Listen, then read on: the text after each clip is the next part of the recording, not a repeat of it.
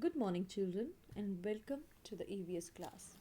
So, dear children, today we will start chapter 15, the coastal plains and the islands. So, what we are going to understand in this chapter, coastal plains and islands, and physical features and their importance. हम उनके physical features और importance भी करेंगे coastal plains की and islands की. So, let us start with the coastal plains. Along the east and west coast of India lie two strips of plains. These are known as the coastal plains. A coast is the land beside or near the sea or the ocean.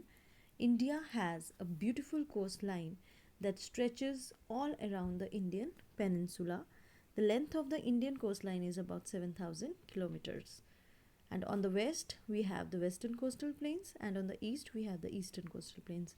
So, what we have understood from this paragraph, आज हम जो पढ़ रहे हैं, we are talking about the coasts of India, right? So, here in this picture, you can see the coast. I'll just show with the help of these colors. All right. So, here is this coast. So, आप already you know that the directions which we see on the map. So here it is western coastal plains, and here is the coastline of east. So it is starting from Gujarat, right? So if we see from here, where are actually the plains? Here is the Arabian Sea, and this is the peninsular plateau, and after peninsular plateau is the Ghats. यहाँ पे इस side आपको Western Ghats मिलेंगे, right? These are Western Ghats, और यहाँ पे आपको eastern Ghats मिलेंगे. तो वेस्टर्न घाट्स और अरेबियन सी के बीच में आपको वेस्टर्न कोस्टल प्लेन दिखेगी, एंड आपको ईस्टर्न घाट्स और ईस्टर्न बे ऑफ बंगाल के बीच में आपको क्या मिलेंगे? Eastern plains. All right, eastern coastal plains हम पढ़ेंगे. So this is actually the position of the plains. So now you just see what is the length of. यहाँ पे अगर हम लेंथ की बात करें, so it is starting from here, यहाँ से लेकर यहाँ तक पूरी कोस्ट लाइन की आप लेंथ देखें, it is about approximately it is about 7,000 kilometers. So let's talk about the western coastal plains. The western coastal plains lie between the Arabian Sea and the Western Ghats. It is a long, narrow stretch with many small gulfs and bays which form natural harbors. Mumbai in Maharashtra, Vasco in Goa, and Kochi in Kerala are the famous natural harbors of this region. And there are many ports along the western coast. अब western coast की हम बात करें, plains की बात करें, तो already I have told you that it is between Arabian sea और वेस्टर्न घाट्स के बीच का एरिया जो है वो कोस्टल प्लेन्स का है. सो it is a long narrow stretch. ये नैरो स्ट्रेच है जिसमें बहुत सारी आपको गल्फ्स और बेस दिखेंगी. अब गल्फ्स और बेस क्या हैं? जो ओशन का वाटर जो है कभी कभी वो लैंड के पास आके बहुत एक आप देखेंगे वहाँ पे पानी इकट्ठा हो जाता है, राइट? एंड यू कैन सी कि वहाँ पे आपको लैंड पोर्शन भी दिखता है.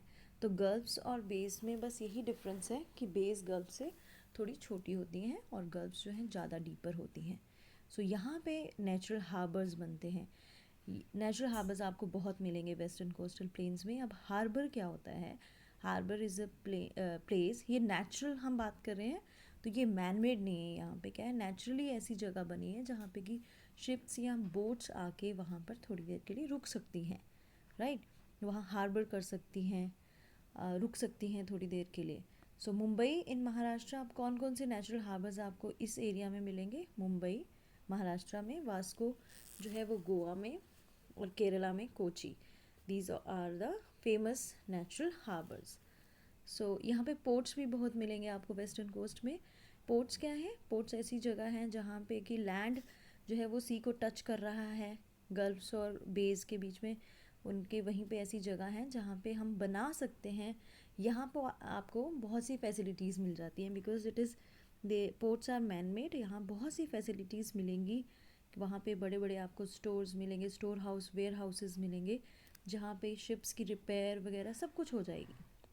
हार्बर्स का यूज़ हम तब कर सकते हैं कहीं भी आपको कहीं तूफ़ान आ गए या कुछ भी है, तो वो नेचुरली कहीं अगर कहीं हार्बर मिला तो वहाँ पे शिप आ रही है, लेकिन वहाँ पे आपको फैसिलिटीज़ प्रोवाइड नहीं होती. लेकिन पोर्ट्स में आपको बहुत सी फैसिलिटीज़ जो हैं वो प्रोवाइड की जाती है जो शिप्स वहाँ पर होती हैं. So the western coastal plains are divided into 3 parts. अब हम करेंगे उसकी partition. Gujarat coast, Konkan coast and Malabar coast. तो ये 3 कोस्ट जो आपकी वेस्टर्न कोस्टल प्लेन्स हैं उसको 3 पार्ट्स में डिवाइड किया गया है और उसी को कोस्ट भी दिया है. तो यहाँ पे अगर आप देखेंगे ऑन द मैप तो ऊपर गुजरात से थोड़ा सा नीचे जाएंगे तो दिस इज़ गुजरात कोस्ट. उससे नीचे बीच वाली जो है वो आपकी कोंकण है and the last one is the Malabar coast. Let us see here. The Gujarat coast is broadest between the Gulf of Kutch and the Gulf of Khambat. तो ये अब 2 गल्फ्स हैं उसमें जो गुजरात कोस्ट है वो क्या है, ब्रॉडेस्ट है. मीन्स बाकी कोस्ट के मुकाबले ये ब्रॉडेस्ट है. A gulf is an inlet of the sea that has a large area of water partly surrounded by land. यहाँ पे आपको डेफिनेशन भी दी है. यहाँ पे क्या है, सी में जब वाटर उस तरफ को जाएगा तो वहाँ पे एक लार्ज एरिया है वाटर का जो कि लैंड से थोड़ा सा सराउंडेड है. तभी यहाँ पे हार्बर्स आपको मिलते हैं because it is nearest to the land. The south of the Gujarat coast is the Konkan coast extends up to Goa. अब हम यहाँ पे बात करें कि south of the Gujarat. Again you can see the map. यहाँ पे आप फिर से आप अगर डायरेक्शंस देखें तो गुजरात के साउथ में मैंने आपको क्या बोला, गुजरात और मालाबार के बीच में क्या है, कोंकण है. तो गुजरात से हम किस डायरेक्शन में जाएंगे तो कोंकण स्टार्ट होगा, कोंकण आएगा, that will be south. Okay. तो Gujarat coast is the south of the Gujarat coast is the Konkan coast extends up to Goa. Goa तक क्या है आपकी कोंकण कोस्ट है. The coast line here is narrow. यहाँ की कोस्ट लाइन क्या है, नैरो है, रॉकी है and uneven. That is why lighthouses along the coast warn ships about the rocks that lie just beneath the surface of the sea. ये आपका question भी आएगा, why western coastline has a lot of lighthouses. तो उसकी reason क्या है, light houses क्या होते हैं. यहाँ पे आप पिक्चर देखिए, this is a light house. Light house को देख के जब कोई शिप जो फंस जाती है या फिर उसको डायरेक्शन चाहिए, उसको एक रास्ता चाहिए पहुंचने का कोस्ट लाइन तक, तो वो लाइट हाउसेस को देख के वहाँ पे जो लाइट जली होती है उसको फॉलो करके they come to the safest place. तो यहाँ पर आपको बताया है कि जो आपकी वेस्टर्न कोस्टल लाइन है या कोंकण आप बात कर रहे हैं तो कोंकण कोस्ट जो है बहुत ही नैरो है और इसमें बहुत सारी रॉक्स हैं, ये अनइवन है. तो यहाँ पे लाइट हाउसेस दिए होते हैं ताकि शिप्स को वार्न किया जाए कि जो सी के अंदर जो रॉक्स हैं उनसे वो शिप्स टकराए ना. तो लाइट हाउसेस आपको बहुत सारे मिलेंगे which gives direction to the ships. Next, the Konkan coast is rich in petroleum and many oil wells are found here. तो कोंकण कोस्ट लाइन आपको एक चैप्टर में बताया था कि जो ओशन है, जो हमने फॉसिल फ्यूल्स की थी, तो वही ओशन में ही वेल्स होते हैं, राइट. तो यहाँ पे आपको पेट्रोलियम के सोर्सेज मिलेंगे. It has rich source of petroleum, और भी ऑयल्स हैं वो निकलते हैं यहाँ से. The Malabar coast lies to the south. अब लास्ट में हम मालाबार कोस्ट में, आप देखो आप गुजरात से किस साइड से नीचे, आप नीचे की तरफ जा रहे हो, that is the south direction. अब मालाबार कोस्ट में हम पहुँच जाएँ. The uneven edges of the coast line have also formed a number of lagoons और बैक वाटर्स.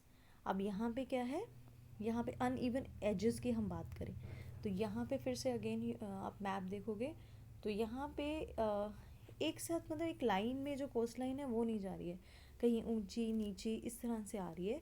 और इस वजह से कभी कभी जो सब आपका जो वाटर है, सी वाटर है, वो कहीं पे इकट्ठा होना शुरू हो जाता है, कहीं रॉकी है, कहीं सॉल्टी वाटर जो है वो एक जगह इकट्ठा हो जाता है. तो वहाँ पे क्या बन जाते हैं, लेगून्स बन जाते हैं, वहाँ पानी इकट्ठा हो जाएगा.